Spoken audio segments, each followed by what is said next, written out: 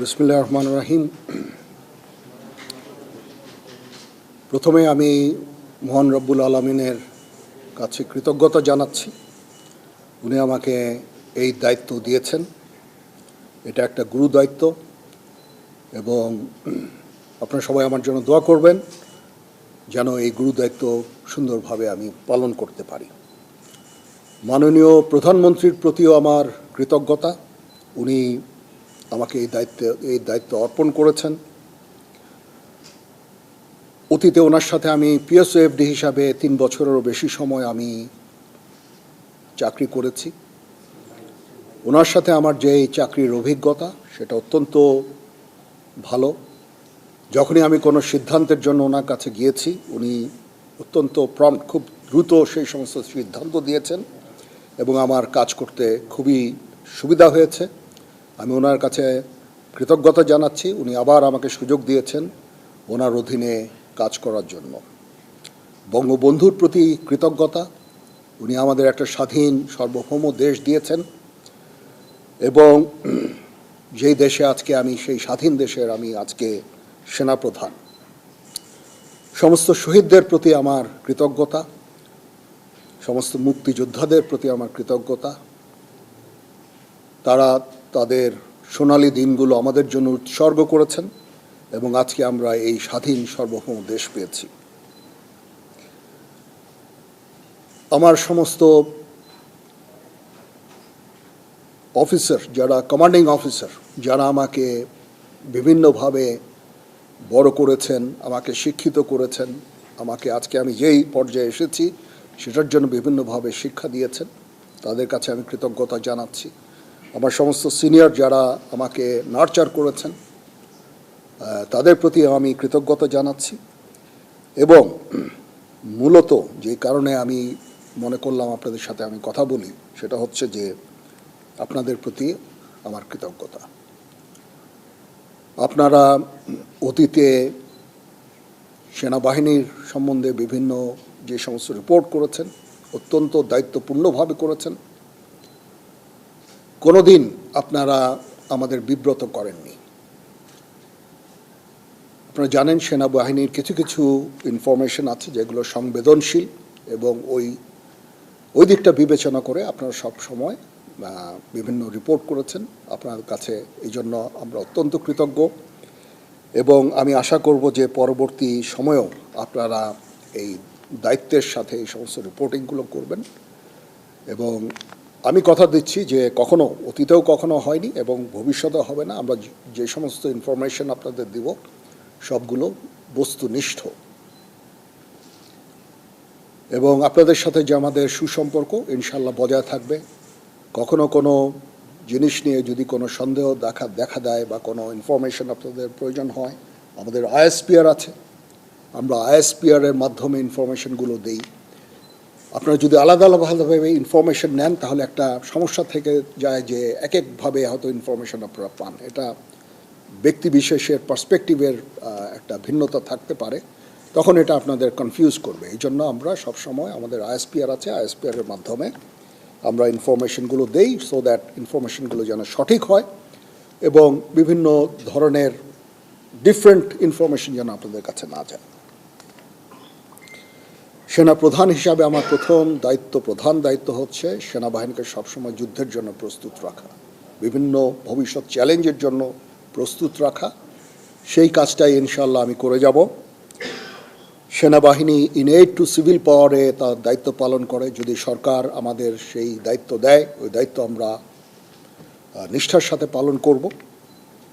দুর্যোগ মোকাবেলায় যখন সরকার আমাদের নিয়োগ দিবে ইনশাল্লাহ আমরা সেই সমস্ত দায়িত্ব ভালোভাবে পালন করব।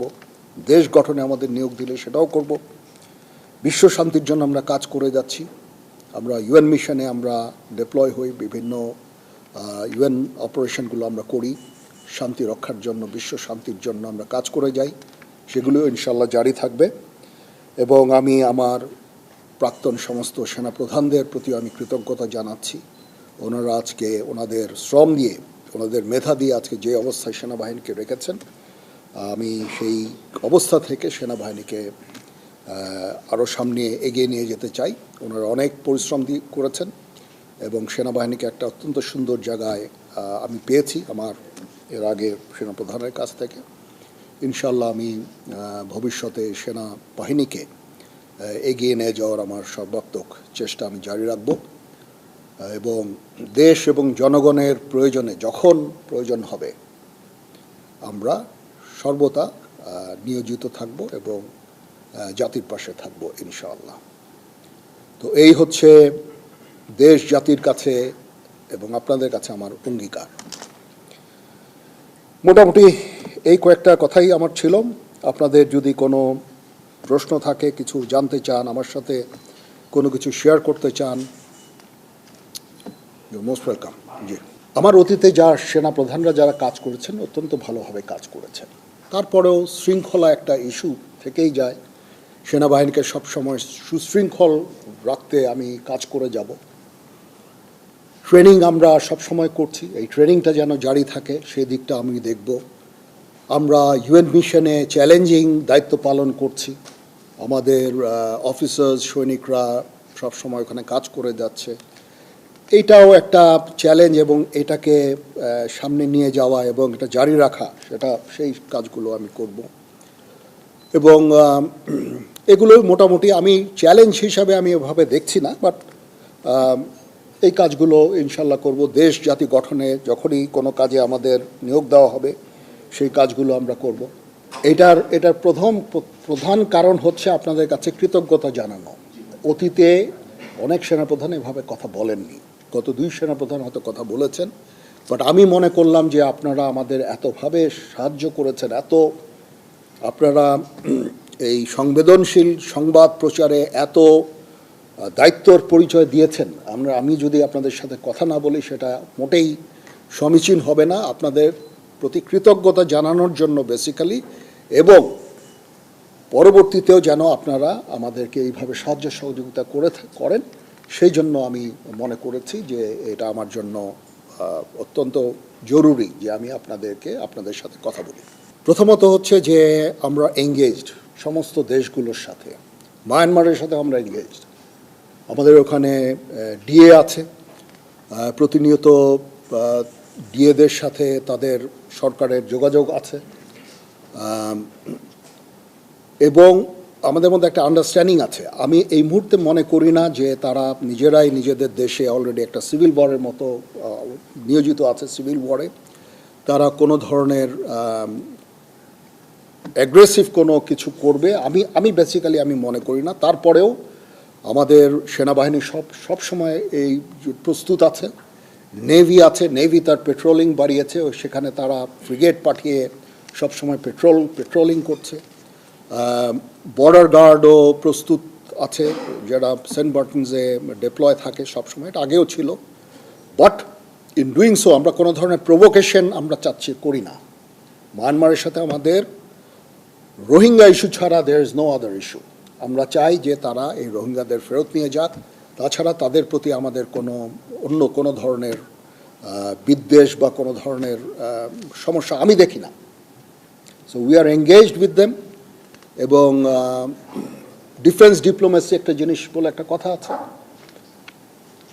যখন 2 ফোর্সেস একে অপরের সাথে কমিউনিকেট করে সেই ফোর্সের পক্ষে হঠাৎ করে যুদ্ধ শুরু করা ভেরি ডিফিকাল্ট, এটা হয় না, ঠিক আছে? এই জন্য ডিফেন্স ডিপ্লোমেসিও ইজ ভেরি ইম্পর্ট্যান্ট। আমরা তাদের সাথে এঙ্গেজড আছি, সবসময় কথা বলছি এবং শান্তিপূর্ণ উপায়ে আমাদের এই রোহিঙ্গা ইস্যুটা সমাধানের আমরা চেষ্টা চালিয়ে যাচ্ছি। আমরা কখনো হতাশ নই। আমি মনে করি যে একদিন না একদিন ইনশাআল্লাহ এই সমস্যার সমাধান হবে। আমরা সবসময় তাদের সাথে এঙ্গেজ থাকব। তো সবাইকে ধন্যবাদ। আপনারা যে এসেছেন আমাদের এখানে, আপনাদের অসংখ্য ধন্যবাদ।